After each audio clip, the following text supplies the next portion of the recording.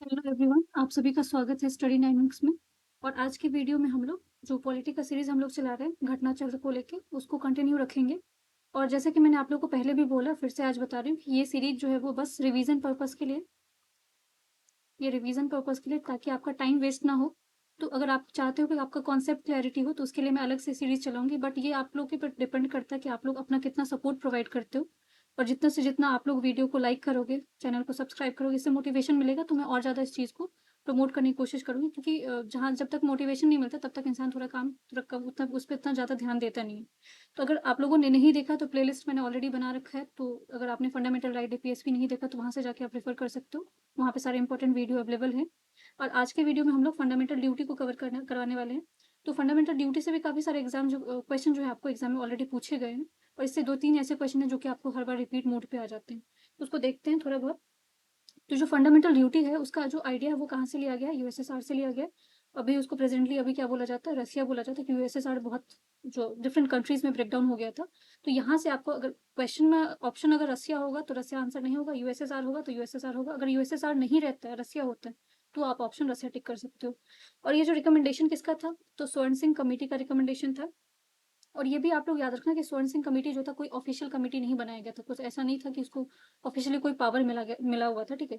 तो अनऑफिशियल तरीके से ही बना हुआ था आपका स्वर्ण सिंह कमेटी, जिसमें उन्होंने क्या किया था, आपको 42nd इसके बाद ही इनके रिकमेंडेशन आपको अगर याद हो तो 42nd अमेंडमेंट जो होता है, कॉन्स्टिट्यूशनल अमेंडमेंट होता है, जो कि ईयर भी याद रखना आपको 1976 में होता है। और न्यू पार्ट को ऐड किया जाता है, जो कि पार्ट ए है, आपको पार्ट 4A है, जो कि ऐड किया जाता है कॉन्स्टिट्यूशन में। और आर्टिकल कौन सा आपको 51A है जो ऐड होता है। तो पार्ट 4A, 51A, तो ये सब आपको याद रखना पड़ेगा। इसमें टोटल जो जिस टाइम पे ये बनता है आपको रिकमेंडेशन दिया जाता है, तो उस पे 10 ही आपको फंडामेंटल ड्यूटीज होते हैं। बट 11th नंबर वाला जो फंडामेंटल ड्यूटी है वो 86th अमेंडमेंट। तो अमेंडमेंट आपको याद रखना पड़ेगा, क्योंकि अमेंडमेंट से सवाल आपको बहुत सारे भर भर के आते हैं। तो 86th कॉन्स्टिट्यूशनल अमेंडमेंट जो है 2002 में आता है, ईयर भी याद रखना आप लोग। उसमें ऐड किया जाता है। तो पहले देख लेते हैं कि इसमें जो आपके फंडामेंटल ड्यूटीज कौन कौन है अभी टोटल। तो पहला जो है आपका, to avoid the constitution and respect the national flag and national anthem. इसको लेके बहुत कंट्रोवर्सी आया था, आपको अगर याद हो तो। नेशनल एंथम को लेके आया था। तो याद रखना कि फंडामेंटल ड्यूटीज के अंदर है, ना कि आपका फंडामेंटल राइट के अंदर है, ना ही डीपीएसपी के अंदर। कहाँ पे है आपका फंडामेंटल ड्यूटी के अंदर ये मेंशन है। To cherish and follow the noble idea which inspired our national struggle for freedom. ये भी है। तो यहाँ पे जब ऑप्शन में मिलता है ना, ऐसे अगर पूछ दिया गया 3 से 4 फंडामेंटल ड्यूटीज डाल दिया जाएगा, उसमें पूछा जाएगा इसमें कौन सा है कौन सा नहीं है। तो अगर आपको एज इट इज याद नहीं है तो वहाँ पे आपको क्वेश्चन गड़बड़ हो सकते हैं। तो इस अगर क्वेश्चन गलत नहीं करना है तो एक बार गो थ्रू आप सारे फंडामेंटल ड्यूटीज को कर लो, तो एक बार आपके दिमाग में हो सकता है कि इम्प्रिंट हो जाए। उसका थर्ड वाला जो है, to protect and sovereignty, unity and integrity of India. To defend the fourth आपका, to defend the country and render the national service when called upon so. अब ये वाला जो आपका फंडामेंटल ड्यूटी है ना, ये बहुत सारे कंट्री जैसे कि इसराइल में ये कंपलसरी, वहाँ पे लोगों को देना पड़ता है, अपना सर्विस जो है वो देना पड़ता है। बट इंडिया में ऐसा कुछ मैंडेटरी नहीं है, ये फंडामेंटल ड्यूटी के अंदर आता है। अगर ऐसा लगता है, और ये कोई ऐसा नहीं कि आपको करना ही करना पड़ेगा, ये पर्सन के ऊपर डिपेंड करता है कि वो अपना सर्विस प्रोवाइड कर सकते हैं। फिफ्थ जो है वो, promote the harmony and spirit of common brotherhood among the people of India, to renounce the practice of derogatory to the dignity of women. अब ये एज इट इज आपको पूछा जा सकता है ये स्टेटमेंट डाल के कि ऐसा कुछ फंडामेंटल ड्यूटीज के अंदर दिया है कि नहीं दिया है, तो कंफ्यूज हो जाओगे आप। ये आपका फंडामेंटल ड्यूटी के अंदर दिया होगा। उसके बाद आपको सिक्स्थ जो है वो, to value and preserve the rich heritage of our composite culture. जो हमारा कंपोजिट कल्चर, जो हमारा मिक्स कल्चर है, अगर आप देखोगे तो इंडिया डाइवर्सिटी के लिए काफी फेमस है। तो उसको प्रिजर्व करना और उसको क्या करना, आपको रेस्पेक्ट करना जो है, वैल्यू देना, क्या आपका फंडामेंटल ड्यूटी है। उसके अलावा जो आपको सेवेंथ क्या है, to protect and improve the natural environment. 8 है, to develop the scientific temper and spirit of inquiry. जो साइंटिफिक टेम्परामेंट है उसको डेवलप करने की बात की जा रही है, ठीक है। 9 जो, to safeguard the public property and absorb violence. जो आपका पब्लिक प्रॉपर्टी है उसको, इवन अगर आप देखोगे तो जो पब्लिक प्रोटेस्ट वगैरह होता है उस टाइम पे सबसे ज्यादा टारगेटेड अगर कुछ होता है तो वो पब्लिक प्रॉपर्टी होता है। तो इसमें मना किया गया इस तरह से आपको क्या करना, सेफ गार्ड करना, क्योंकि कहीं ना कहीं जो पब्लिक प्रॉपर्टी है वो गवर्नमेंट की नहीं होती है, वो जो पब्लिक होती है उनकी ही होती है। उसके बाद है आपको, to strive towards the excellence in all sphere of individual and collective activity. जो लास्ट वन है जो कि आपका 11th वाला है, जो कि ऐड किया गया था, who is parent or guardian to provide an opportunity for education his or to his children। यहाँ पे his या her हो जाएगा, ठीक है। as the case may be word between the age of 6 and 14 years। तो एज इट इज ईयर याद रखना आप लोग, 6 and 14 years लिखा है यहाँ पे, 7 नहीं लिखा है, ठीक है, ना ही 8 लिखा हुआ। क्योंकि ऐसे पूछ दिया जाता है। और ये कौन सा अमेंडमेंट है आपका? 86 अमेंडमेंट है, 2002 में आया हुआ था। तो ये आपका फंडामेंटल ड्यूटीज के बारे में था। वन बाय वन क्वेश्चन देख लेते हैं। तो पहला क्वेश्चन जो है आपका, इसमें बताया जा रहा है कि कौन सा सही है। Which of the following statement is true about the fundamental duty of Indian citizen. पहला स्टेटमेंट है कि legislative process have been provided to enforce this duties, they are को relative to a legal duties. तो legal तो बिल्कुल नहीं है ये, ठीक है। दूसरा ये बोला जा रहा है कि प्रोसेस टू इन्फोर्स नहीं किया जा सकता, ये मैंडेटरी है ही नहीं, तो ठीक है, तो ये भी स्टेटमेंट गलत हो जाएगा। तो इसमें से दोनों आपका इनकरेक्ट है, तो आंसर डी हो जाएगा। सेकेंड क्वेश्चन है आपका, the provision relating to the fundamental duties in the constitution of India were added the recommendation. तो हमने देख ही लिया एक्सप्लेनेशन में कौन सा रिकमेंडेशन किया था, स्वर्ण सिंह कमेटी ने किया था। और ये कौन सी ईयर में आया था आपका? अब ये देख लो, पार्ट 4A में आता है, 51A के अंदर आता है। और ये 42nd अमेंडमेंट है जो कि 1976 में आ रहा है, जिसमें आपको 10 फंडामेंटल ड्यूटीज के ओरिजिनली था, 11th वाला ऐड किया गया था। Fundamental which of the following committees commission किसने किया था? अगेन देखो, ये बहुत बार रिपीटेड क्वेश्चन आपको मिलेगा, क्योंकि कहीं यूपीएससी में पूछा जाए, कहीं यूपी पीसीएस में पूछा जाए, कहीं बिहार बीपीएससी में पूछा जाएगा, तो सेम क्वेश्चन आपको मल्टीपल टाइम्स दिखेंगे। देखो ये सेम क्वेश्चन है, फंडामेंटल किसके रिकमेंडेशन पे आया था, तो ये स्वर्ण सिंह कमेटी के रिकमेंडेशन पे आया था। अभी कौन से अमेंडमेंट से, विच amendment act included the fundamental duties citizen in Indian constitution. तो ये आपका 42nd से आया था। सिक्स है कि fundamental duty to uphold and protect the sovereignty integrity unity integrity mention कहाँ पे मेंशन है आपका? थर्ड वाला, अगर आप थर्ड वाला देखोगे इसमें फंडामेंटल ड्यूटी थर्ड में आपको ये एडेड है। Which of the following fundamental duty mention in the constitution, कौन से कॉन्स्टिट्यूशन में आपका कहाँ से आया था? ये 42nd अमेंडमेंट से आया था, जो कि 1976 में आया हुआ था। Under which of the following Indian constitution provision fundamental duties has been 42nd कौन से आया था? ये 51A और पार्ट 4A कब आया था? 1976 के अंदर आया था। विच of the fundamental duty incorporated in the constitution, कौन सी ईयर में था? तो 1976 में, यहाँ पे मैंने ऑलरेडी बता दिया आपको। नेक्स्ट क्वेश्चन है आपका कि अगेन पूछा गया कौन सी ईयर में, in which year fundamental duties of citizen were introduce in 42nd amendment, तो 1976। यहाँ पे पार्ट पूछा गया, तो एक ही अगर आप एक बार इसको रिवाइज कर लेते हो ना, अच्छे से समझ लेते हो, तो फिर क्वेश्चन आपके गलत नहीं होंगे। तो fundamental duties are mention in which of the following part of the constitution, ये पार्ट 4A में मेंशन है। Fundamental duties are provided which of the following constitution, तो कौन से में आपका ये फोर वाले नहीं है, 4A में है। अब which of the following were member of Swaran Singh committee, अब यहाँ पे ये थोड़ा सा अच्छा क्वेश्चन है, आपको अगर आता है तो इसके लिए प्रिपेयर रहना, क्योंकि अब यहाँ से थोड़ा ट्रेंड चेंज हो रहा है। 1976 में तो आता है स्वर्ण सिंह कमेटी, बट इसके मेंबर कौन कौन होते हैं? इसके मेंबर कौन कौन होते हैं आपके? हरिदेव जोशी नहीं होंगे आपको, ठीक है। AR अनतुले होते हैं, SS रे होते हैं, और आपके CM स्टेफन होते हैं। तो ये याद रखना कि इसमें 12 मेंबर होते हैं। स्वर्ण सिंह कमेटी जब बनता है तो उसमें टोटल आपके 12 मेंबर होते हैं, याद रखना 12 मेंबर है। सारे मेंबर याद नहीं हो सकते, बट इसको एक बार गो थ्रू कर लेते हैं। स्वर्ण सिंह जो कि चेयरमैन होते हैं, अनुतुले होते हैं, SS रे होते हैं, रजनी पटेल होती हैं, HR गोखले होते हैं, VR सैयद मोहम्मद होते हैं, VN गाडगिल होते हैं, CM स्टीफन होते हैं, DP सिंह होते हैं, दिनेश गोस्वामी होते हैं, वसंत साथे होते हैं, और BN बनर्जी होते हैं। और जो हरिदेव जहाँ पे जोशी लिखा हुआ, वो 11th 16th और 18th chief minister of Rajasthan, ये आपके राजस्थान के चीफ मिनिस्टर, ना कि आपके इसके स्वर्ण सिंह कमेटी के मेंबर होते हैं।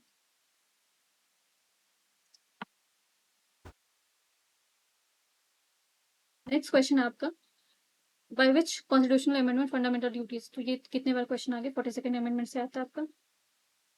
फंडामेंटल ड्यूटीज जो है वो कौन से आपका कहाँ पे लिखा हुआ, कहाँ पे मेंशन है, तो ये 4A में मेंशन है, ठीक है। यहाँ पे पूछा जा रहा है कि जो फंडामेंटल ड्यूटीज है उसको कौन से आर्टिकल में आ रहा है, तो ये आर्टिकल 51A में आ रहा है।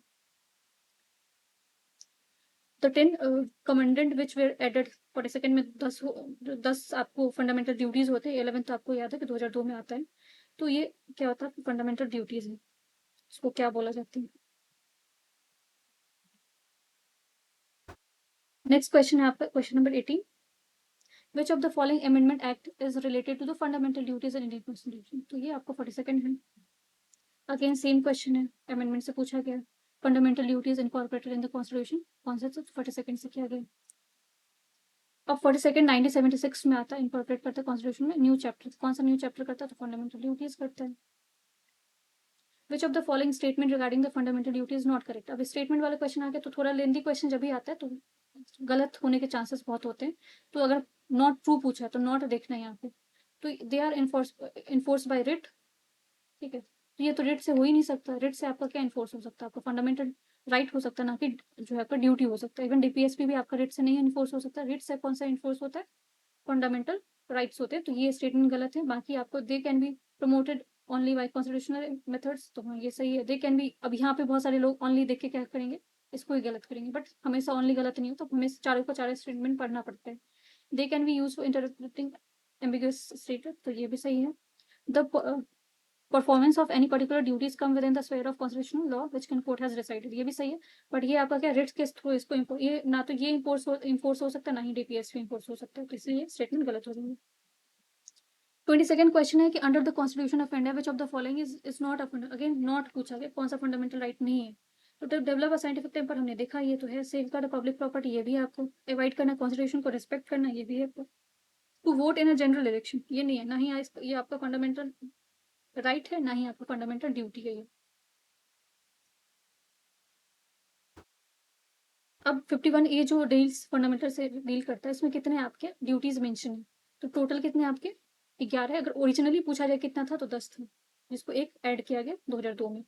The word avoid to respect under the provision of article 51A constitution is concern to, किससे कंसर्न करता है ये? कॉन्स्टिट्यूशन से कंसर्न करता है, ठीक है। सॉवरेनिटी इंटीग्रिटी तो ये नहीं होगा, ठीक है। कंपोजिट कल्चर नहीं होगा। इसको रिस्पेक्ट करने की बात कर रहे हो, तो ये कॉन्स्टिट्यूशन के रिस्पेक्ट करने की बात कर रहे हैं। इवन इसमें क्या बोला जाता है, इसका देख लेते पूरा क्या जाता है। इट्स से avoid the Indian constitution and respect it's ideals and institution, national flag and national anthem, ये एज इट इज लाइन से वर्ड उठा के पूछा जा रहा है, तो ये इसीलिए फंडामेंटल ड्यूटीज जो है वो याद रहना जरूरी है आपको। विच of the following is fundamental duties in India? India में कौन कौन से आपका यहाँ पे पूछा गया? Separation of judiciary from executive, ये तो डीपीएसपी आपका 51 50 में आता है, ठीक है। 51 में तो इंटरनेशनल पीस आता है, 50 में आपका आता है ये। Value and preserve the rich heritage of composite culture, ये आपका है fundamental duty. Free and compulsory education, ये आपको एफआर में फंडामेंटल किस में आता है? फंडामेंटल राइट में आता है। अबोलिशन ऑफ अनटचेबिलिटी, ये भी आपको फंडामेंटल राइट में आता है। तो ये दोनों आपका क्या हो जाएगा? नहीं होगा।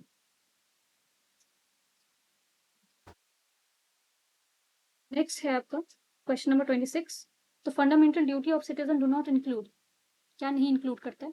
तो नॉट, तो ये नॉट पर पहले आप फोकस रखो हाईलाइट करके। उसका to protect improve the natural environment, ठीक है। तो ये उसका cherish the follow the noble ideas inspired our national struggle. तो अब ये अनटचेबिलिटी नॉट पूछा जाए ना, तो एवोल्यूशन ऑफ अनटचेबिलिटी आपका क्या है? फंडामेंटल राइट है। ये तो आपको ड्यूटीज है, ये भी ड्यूटी है, ये भी ड्यूटी है। और जो आपका फंडामेंटल अनटचेबिलिटी कौन सा आर्टिकल से रिलेटेड है आपका? 17 से पार्ट थर्ड में आते हैं। विच of the following again not part of fundamental duty. तो अगर 10 के 10 नहीं याद, 11 के 11 नहीं याद है, तो फिर ये ऐसे क्वेश्चन नहीं बनेंगे। अब अगर देखोगे डिफरेंट एंड रेंट, तो मैंने बताया कि आपको एग्जाम्पल के साथ बनाया कि कौन को बहुत सारी ऐसी कंट्री है जहाँ पे नेशनल सर्विस जो है वो इंपॉर्टेंट है, देना पड़ता है। तो ये तो आपको फंडामेंटल ड्यूटीज है। प्रिजर्व करना, ये भी आपका फंडामेंटल ड्यूटी है। To safeguard the public property and natural balance, ये भी आपका है। बट ये to help in organising village panchayat, ये तो आपका डीपीएसपी के अंदर आता है, आर्टिकल 40। तो ये आपके इसमें नहीं है, फंडामेंटल ड्यूटीज नहीं है। अब 28th क्वेश्चन है कि which of the following duties have been prescribed, constitution में कौन कौन सा है? To defend the country, to pay income tax, prescribe किया गया, यहाँ पे ये नहीं पूछा था, ठीक है। To pay income tax, to preserve the rich heritage of our composite culture, to safeguard the public property. अब यहाँ पे देखते हैं कौन कौन सा आपका रिकमेंड जो प्रिस्क्राइब कौन कौन सा है। तो अगर देखोगे अभी के लिए प्रिस्क्राइब कौन सा है, तो अगर उसमें आप ये वाला देख लो, इनकम टैक्स वाला पॉइंट हमने कहीं भी पढ़ा, तो इनकम टैक्स कहाँ है? उसमें तो इनकम टैक्स को लेके था ही नहीं, ना ही वोट वाला। तो ये आपको वैसे रिकमेंडेशन के अंदर दिया गया था कि इनकम टैक्स को और जो आपको वोट वाला चीज को ऐड किया जाए, बट उसमें आता नहीं, उसमें आपको 10 ही आता, तो 10 में आपको इनकम टैक्स और वोट वाला नहीं, ये याद रखना। 29 क्वेश्चन है आपको कि fundamental duties citizen laid down in the Indian constitution कौन कौन सा है? To preserve the rich heritage of composite culture, ये तो है। To protect a weaker section from social injustice, ये वाली चीज तो हम लोगों ने कहीं नहीं देखी है, ठीक है। सोशल इंजस्टिस वाला नहीं देखा है, तो सेकंड अगर आपको अगर याद है तो फिर उससे एलिमिनेशन कर सकते हो, तो आपका बच जाता है। टू डेवलप साइंटिफिक टेम्पर, ये तो हमने देखा। Strive towards excellence in sphere of individual collective activity, ये भी आपका है। नेक्स्ट क्वेश्चन है आपका 30 question, protection of which of the following is a fundamental duty of an Indian citizen, कौन सा आपका फंडामेंटल ड्यूटी के अंदर आता है? वाइल्ड लाइफ को यहाँ पे अगर देखोगे तो ये क्वेश्चन में फंडामेंटल, अब नेशनल फ्लैग वाला भी आपने देखा है, ये भी है, तो ये क्वेश्चन थोड़ा कंट्रोवर्शियल है, नेशनल फ्लैग भी नेशनल एंथम भी है, तो ऐसे क्वेश्चन आपको नहीं आएंगे वापस से, तो क्वेश्चन अपने आप में इनवैलिड है, ठीक है। It's self be the duty of every citizen of India to protect and improve the natural environment. अब the above statement which of the following of article of constitution, ये किस में दिया हुआ, किस चीज को लेके, नेचुरल एनवायरमेंट को लेके, तो ये आपको 51A में दिया हुआ है। यहाँ पे देखो 51A में दिया है, हमने देखा ना पार्ट 4A, जो कि आपका जी वाला पार्ट है, वहां पे ये लिखा हुआ है। इनकरेक्ट कौन सा है, fundamental duty are part of fundamental rights. Fundamental fundamental duty तो अलग चीज है और फंडामेंटल राइट अलग है, दोनों अलग अलग है, तो इसमें दोनों एक साथ कैसे हो सकते, तो पहला स्टेटमेंट गलत है। Duties are not a part of fundamental duty, सही है। फंडामेंटल ड्यूटीज आपका कहाँ है, पार्ट 4A में है, ठीक है, ये भी सही है, 51A आर्टिकल के अंदर आता है फंडामेंटल ड्यूटीज, फर्स्ट वाला स्टेटमेंट आपका गलत है। Which of the following is not a fundamental, not, again not, कौन सा नहीं है, तो रिस्पेक्ट नेशनल एंथम, हमने देखा नेशनल फ्लैग नेशनल एंथम की बात की जा रही है। पब्लिक जो आपका प्रॉपर्टी है उसको भी सेफ गार्ड करने की बात की गई है। To protect a monument and place of public importance, ऐसा कोई नहीं अलग से ये पब्लिक प्रॉपर्टी दिया हुआ, प्लेस पब्लिक इंपॉर्टेंस ऐसा कुछ नहीं है, तो ये वाला स्टेटमेंट नहीं होगा। नेचुरल एनवायरमेंट को प्रोटेक्ट करने की बात की गई है, तो ये आपका सी जो इसका आंसर होगा।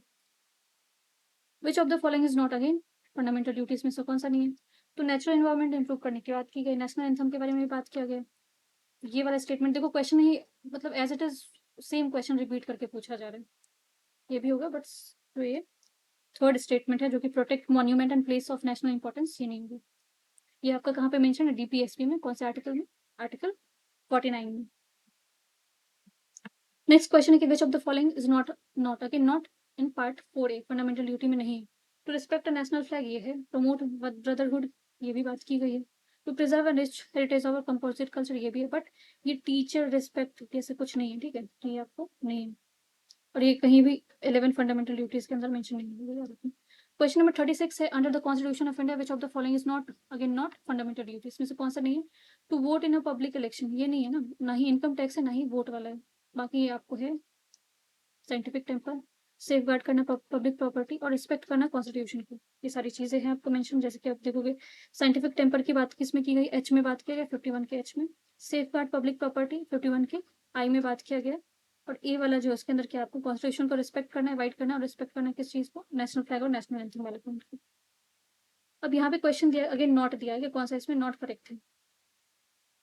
पार्ट 2 में आपको सिटीजनशिप के बारे में दिया, पार्ट थर्ड में आपको फंडामेंटल राइट दिया, पार्ट 4 में डीपीएसपी है आपको, पार्ट 5 में फंडामेंटल ड्यूटी नहीं, आपको पार्ट 4A में है फंडामेंटल ड्यूटी।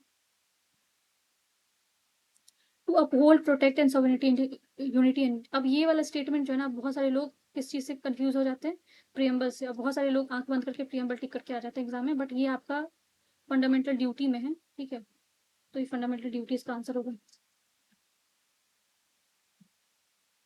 और फंडामेंटल ड्यूटी का कौन सा ड्यूटी है, ये आपको थर्ड जो ड्यूटी है, जहाँ पे तीसरा जो है ड्यूटी उसमें लिखा हुआ है, it's be duty of every citizen of India to uphold protect the sovereignty unity and integrity of India.